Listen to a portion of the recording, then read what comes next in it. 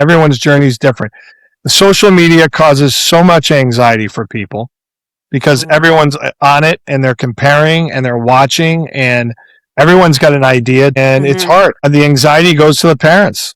And the best parents, honestly, are the ones who take a step back and let their kids deal with it.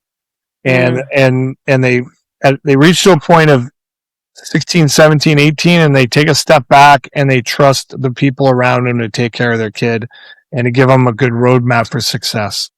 Because in the end, if a kid feels like he's being pushed, or he's not going to do it, or he's not going to do it with enough passion, in the end, you want to master your craft. And the only way to master your craft comes from inside yourself and push. It's not doing it for mom and dad. Best life by you, yeah, we level and up. Strong body, clear mind, fill your cup.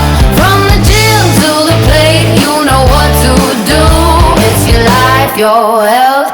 Best life by you.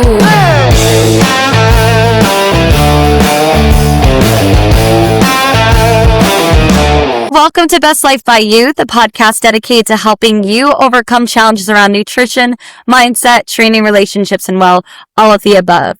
I'm your host, Julia, and welcome to a new segment that we have on the Best Life by You podcast called The Athlete Corner, where we bring you candid conversations with current and retired athletes and coaches from all sports. It's where athletes share how they rise above it all. So here with us today, we have Matt Keator, president of Win Hockey Agency, and he has built the Win Hockey Agency on strong personal relationships, getting referrals from his clients and others who appreciate his honest, straightforward approach. He keeps a limited number of clients so he can provide the personal attention needed to build their careers on and off the ice. Through his many years in hockey, Matt has developed relationships at the NHL, college, junior, and high school levels that have earned him the opportunity to help many former, current, and future great European college and professional players. In the past, he has interviewed for NHL general manager jobs, but is committed to being an agent for the remainder of his career. So we have no other than Matt with us today. So welcome, Matt. How are you doing today? Julia, thank you for having me on. I've been following you and tracking you for the last month. Oh, wonderful. I'm impressed with your game. So. Thank you. Well, I'm so happy to have you here, and just the connection with Greg as well has been very helpful because he has tons of athletes that he knows of, coaches.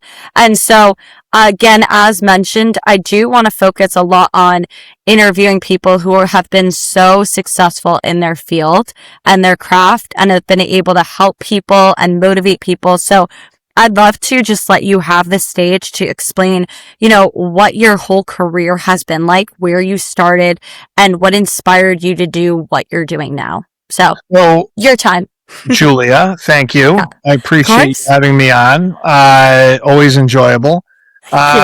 So I've got it.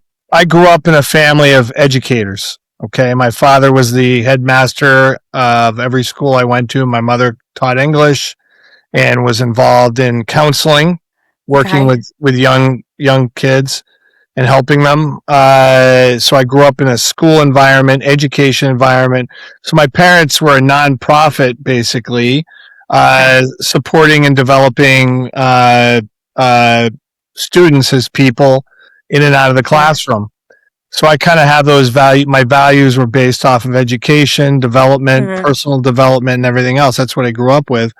I went to college at Trinity College in Hartford, Connecticut, and I played hockey there, went over to Europe, played professionally for a year, came back, moved to Boston in 89, and was lucky enough to get a job as a scout with the St. Louis Blues.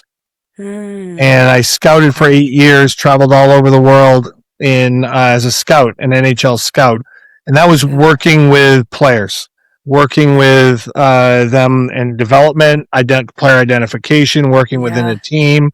So you see athletes at different stages of their careers back then. You identify talent, you work with them, you develop them.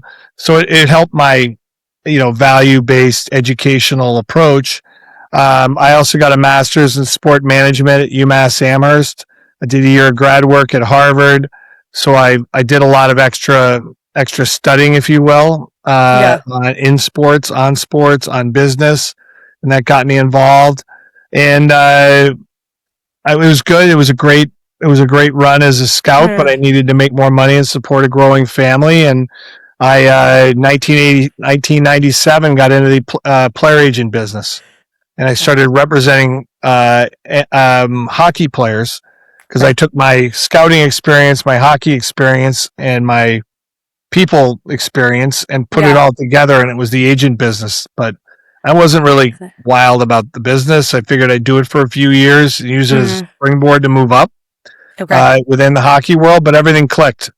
And within 3, 4, 5 years, I had a handful of NHL players, including Zdeno Chára, Pavel Demitra, Michael Handzus, Ron Hainsey, Mike Komisarek, a lot of good players. Yeah. And I kind of, was able to basically take the skills I think I learned from my parents about off ice or people development. And again, they were a nonprofit, so I became a for-profit developer. And I find myself to be a mental development coach / life coach / advising people along the way of their careers, so that they can. My whole goal for all my clients is to maximize their careers. And the only way to do that is for me to tell people not what they want to hear, but what they need to hear. No bullshit. I'm not into that at all. Everything's black and white. I don't want any gray area. And it's very straightforward and honest approach. Some kids like that, other kids don't. We keep it a small firm. It's just as my firm, and then I've got a few people that work for me, but we keep it small because I think we do a better job for our players. We have more time for everybody. And a lot of these big firms, they recruit players or people from all over the world, and they feed it up to the mothership, the one agent or two up top. Yep. And they're just running bodies through there. I will not do that. I'm going to be involved. And I've always done it that way. Maybe I make a little less money because I'm not running as many clients through, but I don't care. Like, life's good. It's all good. And I want to be there to help people. I've gotten a lot of referrals, and I basically, started off well the first 10 years, and probably 10 years in, I was like, well, maybe I'll switch to the team side of things. And I interviewed for some NHL jobs, and in the end, it checked off all my boxes, taking care of people. And I had 3 kids, and I wanted to see them grow up, and I just committed to this side of the business. And I've grown it more and more. I've done a lot in Europe, and I've had some people help me out on my side of things. I recently hired my son, who went to Boston College and graduated 4 or 5 years ago. And he's come in the last 2 or 3 years and done a great job, supplementing with the younger players. I've got an old NHL player named Ian Moran who has the same values and beliefs as I do, and he played 14 years in the league, and Ian helps out with recruiting and player development, because in the end, that's what it's all about. You have to develop an athlete as a player and a person, and I think personal development is much or more important than the player development. You have to have the right values and beliefs to have the discipline to maximize your career. And maximize your career means mastering all the areas, whether it's like you, Julia, you're a Swiss Army knife. You're covering everything. You're a fitness person. You have your nutrition. You have your, the mental side. I do all of that too. Like, we find ourselves doing that. And what I don't know, then we have professionals that can help people. Yeah. And people, go ahead. Because at the end of the day, I tell guys, you want to maximize your career. You want to, unleash all parts of your body, so that when you're my age or older and you're sitting there and you're looking, I don't want you to look back with any regrets. Like, oh, I should have done this. I should have done that. As an athlete, you want to maximize your career, but you have to make that commitment. You got to pay the price to be a great player. Thank you. Not all this is like so spot on. I'm just like, yes, because you're about, like you said, the whole person. I coach people holistically as well. Holistically meaning mental health, like you said, your spiritual health, your physical health. And Greg has said it, you have said it, I've said it. When I start working with somebody, I focus on what is your why? What is that driving force behind? What are the things that are the barriers? Like, you are your biggest barrier. You're going to get in your own way. So when you're looking at athletes who are so, held to this high standard, and especially at the level where they want to be the best of the best, you have to have a strong mindset, because this is not going to perform well if this is not performing well. So this comes first. I think what you have to do is you have to exercise the mind as much as you do your body. And the mind's a muscle in a gym. What I find with Greg Paas from Stark Mind is he is an unbelievable mental performance coach, because he has a system and a structure with which to work with people and give people ways of thinking and tools and kind of everything else. And I think he does a very good job at doing that. And that's what's kind of led me to finding you, actually. Yeah. And that's the beauty of the connection too. But at that level, that's the first thing that matters. So I would love to hear a little bit more about what are some methods you use to help train and work with your athletes, in just like, it could be an average day with one of your athletes. What does that look like an average week? And how you go about making sure that they are prioritized with their, I'm not sure if it's nutrition you focus on, but just their mindset, their schedule. So walk me through like what a typical day or even a week would look like for you. One thing to keep in mind, and sure with all of your clients, is everyone's different. Everyone has different needs. Mm-hmm. And absolutely. There's no strict playbook of how to help player A versus player B versus player C. Our job as coaches, if you will, because an agent is like a coach, is to read the needs of each of our clients and adjust to it and figure out what's the best way to help them get to their goals and reach their goals. So everyone's different. You have to look at it differently. But you also have to have criteria for every player. You have to look at, where they are in the ladder each year. We go by birth years. So a player at, 15, 16, 17, I've had a lot of experiences dealing with that age group in terms of their development and development paths. Okay. So everyone that comes up, each 15-year-old or 16-year-old will take, and we'll look at their pathway. We'll look at what their needs are, and we'll help craft out a development plan on and off the ice of what they need to do to get better. And that's where I've got an Ian Moran or my son Ryan Keator, who helps develop kids that way and work with them.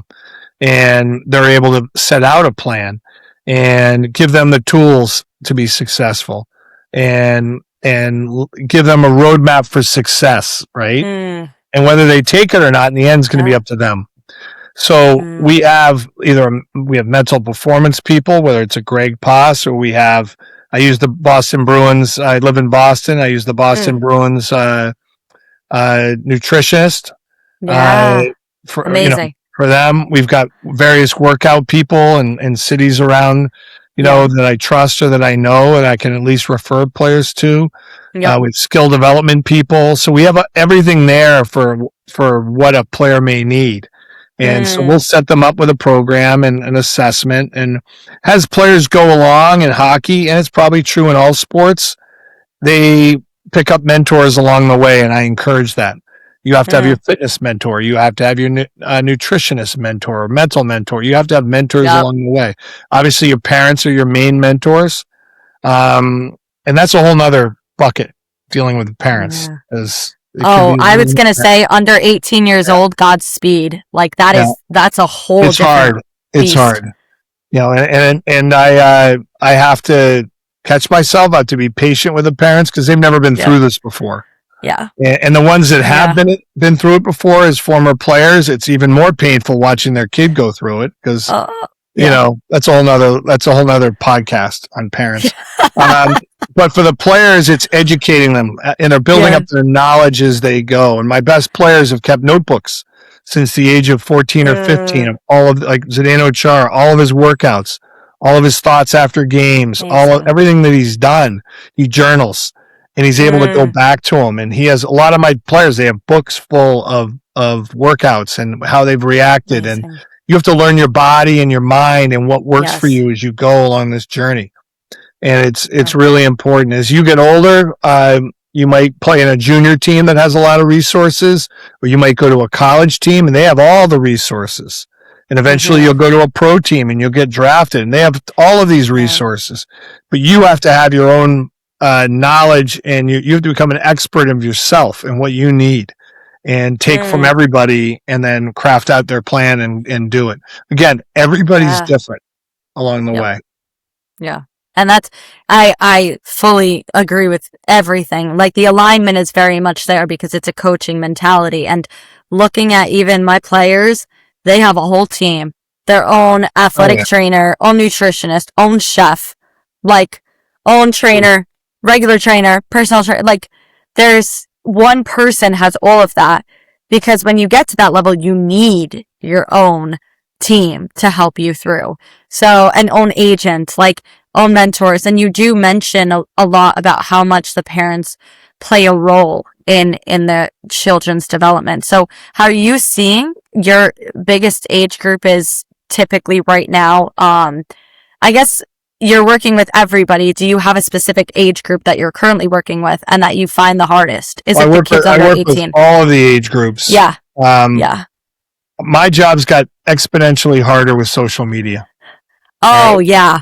It's made it hard because the parents and the players can compare, and they all compare each other's journeys, and no one's journey is the same. It's all very, very different. So player A, B, and C, it's very different.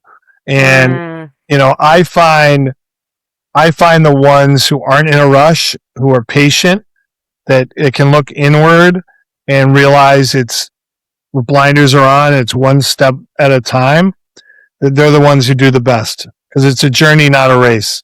To get to the NHL or the NBA or to where you want to go as an athlete. It's a journey, and everyone's journey is different. The social media causes so much anxiety for people because everyone's on it and they're comparing and they're watching, and everyone's got an idea too, and it's hard. It's made it really, really hard. And the anxiety goes to the parents. And the best parents, honestly, are the ones who take a step back and let their kids deal with it. And they reach to a point of 16, 17, 18, and they take a step back and they trust the people around them to take care of their kid and to give them a good roadmap for success.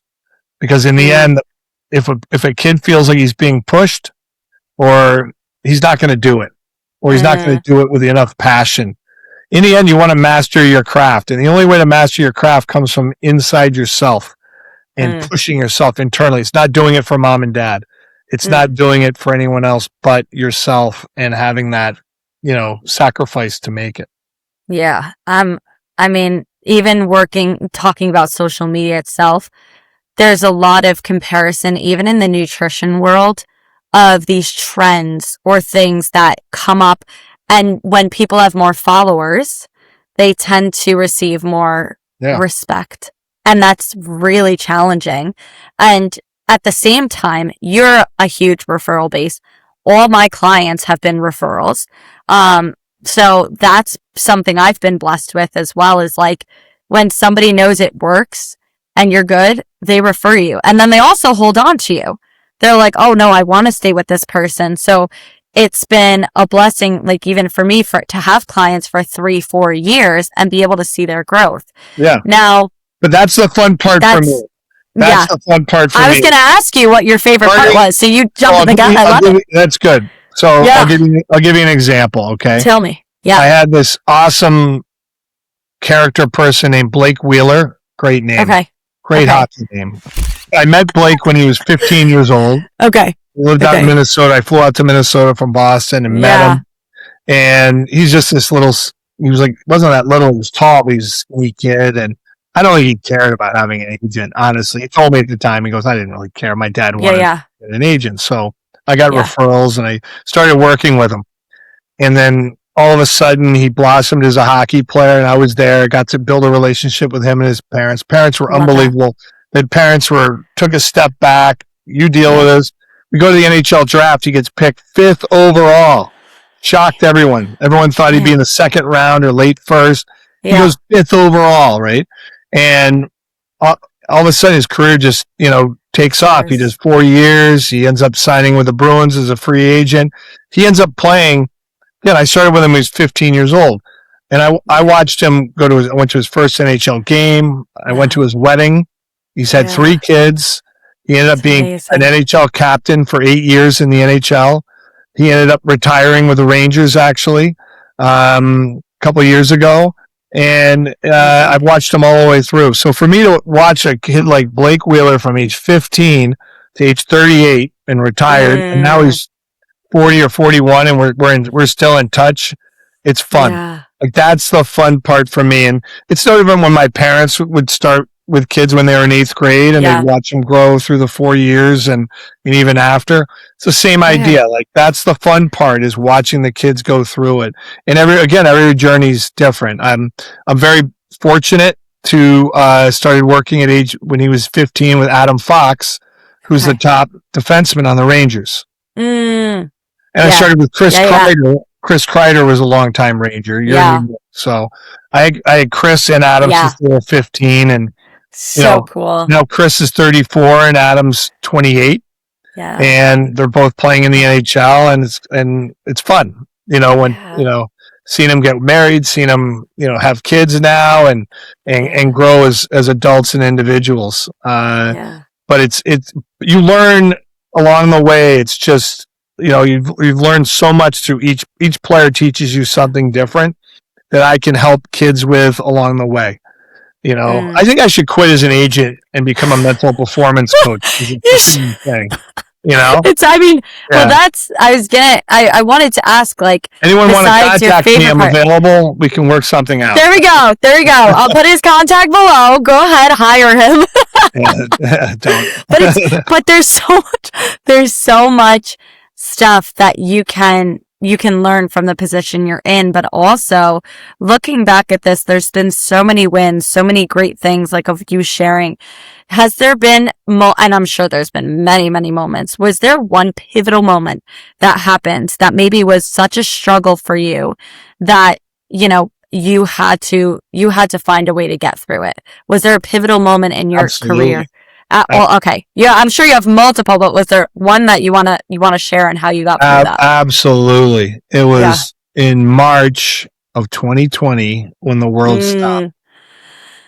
And all of a sudden, guys were getting ready for their games, and all of a sudden the league goes, we're going to shut down for a few days to figure out what COVID was. And here they were in the middle of a season, or a college season, or junior season, and everyone's life stopped. And then it was like everyone had to call the agent and say, okay, how are you going to fix it? And I'm like, I'm not a scientist. I don't quite know how to fix COVID. I literally was, I don't know what to do because it's out of my control. And I basically told them, I said, guys, this is out of my control. It's out of all of our controls, and that's, I felt powerless during COVID because all of these kids some of them were in their primes. Some of them were, 16, 17, 18, wanting to get there. Yeah. And then all of a sudden, as we adjusted to COVID through the summer, when would the league start up? When would they not? And, the league ended up doing a quasi playoff in August. Yeah. And then we were off till December, but it was also finding pathways. Some leagues played, some leagues didn't. Some guys had to go to Europe. So that was by far the hardest thing. I mean, it was 18-hour days. It was talking to everyone at all levels, whether it was coaches. That was the hardest thing I've ever gone through, for sure. All of us probably, Well, yeah. I mean, I was in a different spot. I was working at a college at the time, and I still had to work, but I did a lot of COVID. We had to shift gears. Everybody was COVID testing. So we all had to do the COVID testing. No, testing kids and dropping off food to kids. And I say kids, college kids, but it was a whole different time. And but being group fitness, that stopped. Doing personal training, that stopped. Nobody was meeting up with everything. Yeah. Everything was just stopped. And so I know it was a very hard time for a lot of people. So when you're looking, back and you learned, how do you get through those tough moments? How do you necessarily either compartmentalize, or how do you get through those tough moments yourself? I think it always helped me a lot is Greg Pass. Yeah. All right. I'm taking his course right now. I'm on I'm on day 16, 17. There you 17. Go. Yeah. He's actually, he helped me a lot because he gave me a lot to think about. Like he was working with some of my players. He's really helped a lot of my players with his 21-day program that I think everyone should get on, by the way. Yeah. I really recommend it, starkmind.com. I don't have an investment in this. No, I just know I don't either. He's done a very good job, and I think it's a good way. It's a good program to kind of put things in perspective. And I think he helped me, and he definitely helped a lot of people through that. Yeah. Just ways of saying, like, we knew that COVID was going to end eventually. It had to. Like we're not going to live our lives the rest of the way like this. So the question is, what can we do to improve ourselves and get better? And I ended up reading a lot. I ended up walking a lot. I ended up talking a lot. So like every day it was 2 or 3 hours on the phone, calling people, working, and while improving myself by walking or golfing or whatever else. And, for me, it was a challenge, and I'm proud of all of us to get through it. But I think you get through those moments by digging in deeper and realizing it's a challenge. So what are you going to do about it? Are you going to hide, or are you going to dig in and get after it? And that's what we all had to do. Were you in New York City during COVID? I'm right in Westchester. So I was in Westchester during it. So, but it was quiet in the city. Oh yeah. The city was like totally shut down. Yeah. Completely. You will never see New York like that again, unless another pandemic or something happens. I had a friend of mine who was walking down Fifth Avenue at like 11 in the morning, and there's no one around. No one. Like he said, he and his wife drove down and just walked around the city. They had a child. I've never heard of that before. So, I don't think we'll ever see. Hopefully we'll never see. Yeah. Hopefully, knocking on wood. Hopefully never again. Hopefully we've learned. You got to dig deep. It's no different when you, like, adversity. I always say to kids, and this is something you probably talk about with your athletes. Yeah. How one handles adversity is the measure of you. How do you handle that? And I tell parents when the kids are younger and they're having a tough coach, or they're in a tough slump or something, don't blame people to fix it. Let them figure it out. Okay? Yeah. They have to figure out how to work through adversity. You can't fix it for them. They have to fix it. And so we deal a lot with like adversity, and when you hit adversity, and how do you handle adversity? And that's mental, right? Yep. And it's allowing you to fight through that and having that system and structure and way to think. Yeah. Well, I mean, you talk about it. I know there's a quote, how you do one thing is how you do everything. Yep. So how you show up to work is how you show up to other aspects of your life. And if you don't necessarily feel that way or think that way, I encourage you to look over, people listening, I encourage you to look over how you go about your workout routine, how you go about your family and interactions with your family, how you go about interacting with your neighbors, with strangers, with waiters, with anybody around. And that quote was something that always stuck out to me, just because of the habits mindset, and more so forcing you to pay attention to very small details. So you talk about the adversity, you talk about challenges, and like, you have been through tons of adversity. I actually laughed because at the beginning of March 4th, 2020, I was at a conference in Nashville, Tennessee, and a tornado struck through, and it was the deadliest tornado. It took down half the house we were in, and I thought I was dying. I literally sent my parents text and said, I don't know what's happening. I love you guys. Like, and I'm a woman of faith, so I spent time, like 8 hours in the bathroom hiding, praying, but a second tornado ripped through as well. And people around were all dying and everything. And it was like, to go through that experience, it was like, after that, I was like, I can get through anything. Yeah, so then we're there. like surviving that. And I'd been through another one back in like graduate school years prior, but it was something to start off and then fly home alone because the people I was with, they had to go back to their college that they were working at. And I was literally alone, could not sleep, couldn't do anything. And I was like, okay, I have to figure out how to go about this. And then I'm waiting at the airport and I'm starting to see everybody put on masks. I was so confused as to what was happening. And they're like and you just heard people talking around, they're shutting this down, they're shutting this down, they're shutting this down. And I was getting so confused. I'm like, what is going on? So then I go back.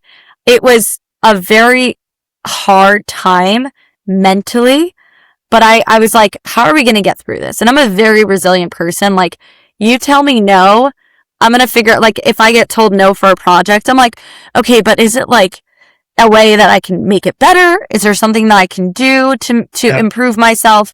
And is there another way around this, right? Or is there something else that we can do? And so even for myself, that's been something, and I've been turned down from many jobs in my life. And with that, it's been something to reflect upon and say, it's one, not for me, and I'm okay with that. And that's even Greg Poss talks about in his program. It's like, it's not the end of the world. It's not a life or death situation. It's just not for you. And your time will come. And that's even for a bunch of athletes who compare themselves. Yeah, there's some people who just get really darn lucky that, yes, they're talented and they get spotted early, and that luck, I'm sure, happens. And then there's some people who work their butts off so hard, and maybe they're not noticed immediately. So what would you say to athletes that are listening that, you know, might be going through that, where they see everyone around getting deals, they're signing contracts, they're making it to that next level, and maybe they're not? How do you go about that with your own? I would say it's a good question. I would say everyone's journey is different. Your journey is going to be different than the other player or this player. Focus on yourself. Focus on your system, your structure, how you approach your day. Are you doing the most you can to maximize your career and your day, your week, your month, your season? And, you know, you've got to dig in and do that. Now, there's different, when you're a golfer or a tennis player, it's up to you only, right? Yeah. When you're in team sports, you're working within a group. And one of the things that I think is very important is that you want to be a transformational leader no matter what. You want to be someone who makes everyone around him better, whether you're a fourth line player, a first line player, whether you play in basketball 10 minutes a game or 40 minutes a game. You want to be a leader no matter whatever type of personality you are. You know, you want to be the hardest working guy. You want to push and do that. So I think that every person has their own way. Every person has their own timeline.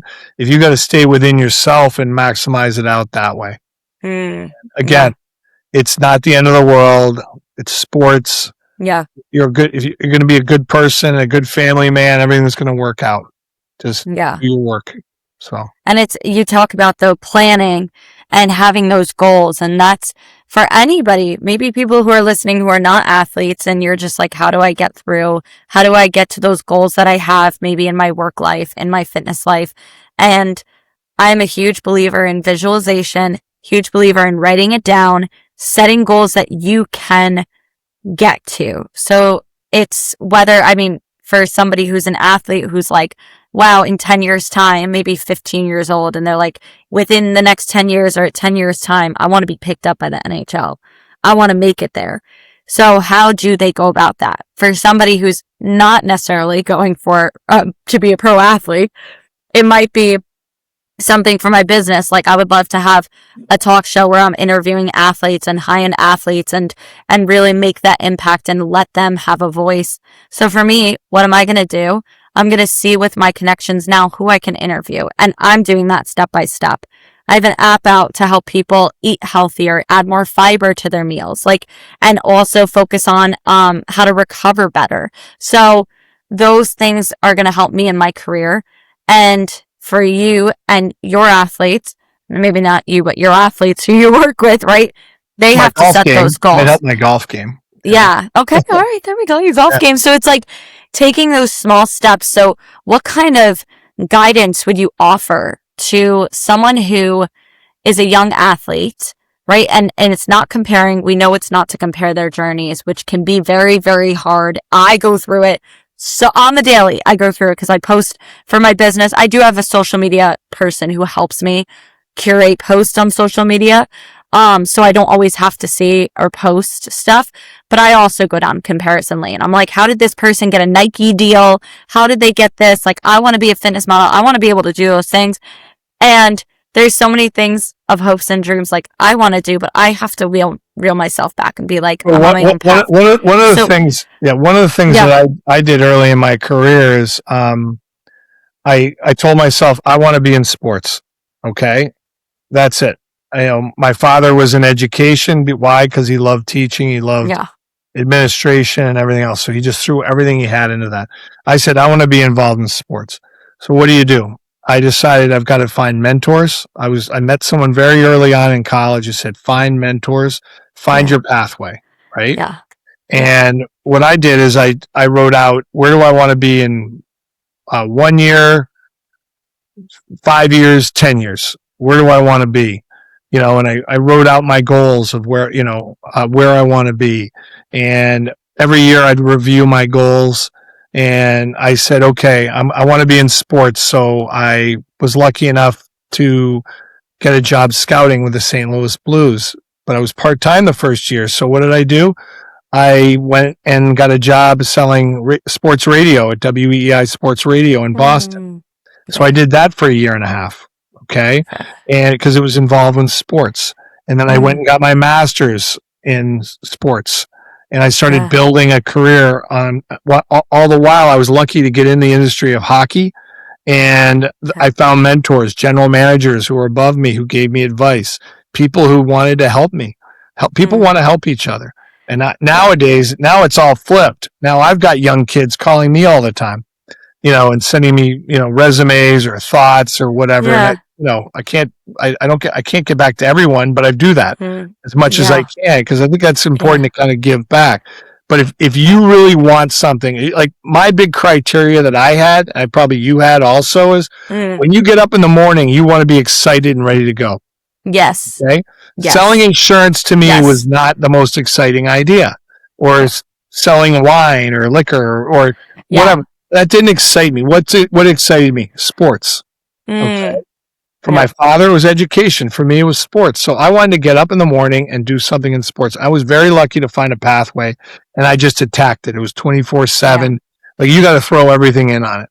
Like, you got to go all in, and that's the only way to do it. And that's networking. You have to have, so the things I look for, I tell kids, these are the traits you have to, and you have all of these traits. Okay. You have to have four things. Okay. Yeah. Work ethic, people skills, integrity, and intelligence. If you have work ethic, you're going to outwork everybody. If you have people skills, you have emotional intelligence, you'll be able to read people, read people in situations so that you do the best job of working for yourself into different situations. You have to have integrity. You have to be honest and make it black and white. No gray area. Okay. Work ethic, people skills, integrity, and intelligence. You got to be smart, and you have to project a certain amount of energy and a certain amount of eagerness to, succeed. People want people that want to succeed and aren't going to take shortcuts. So if you have those four qualities, you're going to do well. Yeah. And it is about surrounding yourself with those people who are also in it to win it. And that is, I've said this to so many students in my lifetime. I say it to adults. You're the most like the 5 people you surround yourself with. If everybody you surround yourself with is drinking every single Friday night, it's going to be very hard over time to not be picking up and joining that. And there's some people like I can easily, I'm plant-based, as I've said. I don't have any plant-based friends around here, but I am very disciplined where I show up to a party. That's okay. I got my own food. That's okay. I ate before this. I don't care about that. That's not the reason we're here. Even you show up to Thanksgiving dinner, everybody's obsessed with the food. It's not about the food. It's about who's there at Thanksgiving. I'm not going to remember what I ate. I'm going to remember who's there. So it is about, and you don't need to cut people out. It's more so choosing intentionally who you surround yourself with. And if you do not have people right now that you are surrounding yourself with that are maybe that influential on you, that is where mentors come in. I have a business mentor, a financial mentor. I have my own health coach. She's a bodybuilder in Australia. She's like top notch. And I love her. And even though I know how to do all of that, I still want a coach just to hold me any kind of bit accountable to help me in any area that I might be not doing well in. So I do believe in having all those mentors to help you and provide feedback, because you really do not want to be taking advice from people who are not in places you want to be or who have gone through it.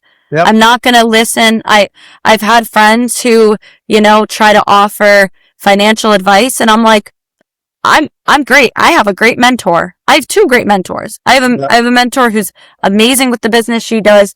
So it's really thinking through, if you do not have that environment, you can build that environment. Yes. And I'm with you on that, though. It's like you pour yourself fully into it, and it might not be the exact path you want. Like for me, this isn't the path I started with. I've done this is my fourth career that I plan to stay with long term, but being on my own since 17, I had bills to pay. I had, college to pay for. I had to take care of myself. And yes, I have my parents who, that they could help, but they weren't in a position to help. So I've learned, like, okay, I might have to do my business part-time until I can financially do it full-time. And so now I'm at a place where I'm doing my business full-time. So it might not be the most conventional path, but if you do have that passion, start exploring it, even if it's a few hours a day. But it takes time. Like I always say, Rome was not built in a day. Yeah. Like it takes time. There's steps along the way to build a career. And whether it's hockey or life or whatever you're doing, it takes time. And surrounding yourself and being patient with a process. There's a process to everything. And that's a process of getting better mentally, getting better with your diet, everything's a process. And you have to trust the process. So anyway, this has been great today. I really appreciate it. Yeah. Thank you so much. I was going to finish off with one last wrap up, pretty much about, you had started your own business. You have your own, I see your logo behind, right? It's amazing. So what would you advise, or what advice do you have to somebody who's either nervous to start their own business, go down that own path, follow their passion? I know it takes, like we had said, it takes time. Or any advice you have for athletes that we did not speak about already? Any guidance or advice you can offer to them? So I'm an entrepreneur, right? I started my own business and I've kind of built this up from scratch, non-corporate, which I pride myself on. And that's just creating a value set and sticking to it and applying it daily as you go. I think anyone that wants to start a business or a career path, like you have, and you're an entrepreneur also. Yeah. One, you have to have a passion for the product that comes across, right? You have to be passionate about that. Two, you got to have that sales skill without being a bullshitter, but someone who's going to be genuine, be passionate about what they do, but also make it a realistic goal. It's like someone saying all of a sudden, I want to build the next Amazon, or, I want to build this or that, or do this, make it realistic, if you will, and make sure that if you're going to put the time in, make sure there's a payoff to it. Unless it's a part-time hobby, because in the end you have to support yourself and your family and everyone else. Make sure it's realistic. And really, I think if you're passionate about it and you have a good process of how to build something, and you have mentors to help you, and you create a system and structure to build something, then you can do it. There's no doubt. But having that passion and getting up every morning and willing to grind, you got to grind through the day and night and do it. That's really what this is about. I mean, it took me years to build up a business, and it takes time, But if you're passionate about it and you have a good product and yourself, you got to sell yourself has to be the good product, because you have to sell yourself. You have to have those 4 things we talked about, and you got to really attack it. But I don't know, life's short. You want to have fun while you do it, and and love what you do. Fun. I'm having a great time. I'm having a great time. And is there anything that we can do, listeners, me, to support you and your business? No. I think if you support starkmind.com, my friend Greg, okay. Because I think that would help you in all the areas. Yeah. And if someone wants to pay me like my top NHL guys do to be a life coach, I'm available. That's might be a little expensive, but I'm your guy. It's okay. Listen, it's life coaching. I mean, you got it. You're in the right crowd. You're doing all the right things. I'm basically life coaching. So, yeah, that's what it turns out to. I do that too. I'm like, you're here for nutrition, but I end up doing a whole like therapy session with you. So we get it. We're covering many different fields. Therapy's good. Yes. All of it's good. All of it. All of these things. So thank you so much for hopping on today. Appreciate it. A lot of fun. Everybody listening, thank you so much for coming today and continue to keep living your best life. I'll see you next week. Thank you so much for listening to the Best Life by You podcast with yours truly. I hope you go ahead and subscribe on YouTube, Spotify, and Apple Podcasts and stay up to date with all the latest information. You can also follow me on Instagram at Julia_BestLifeByYou for more humor, podcast information, and all the above. I hope to see you soon, and let's continue to keep living your best life.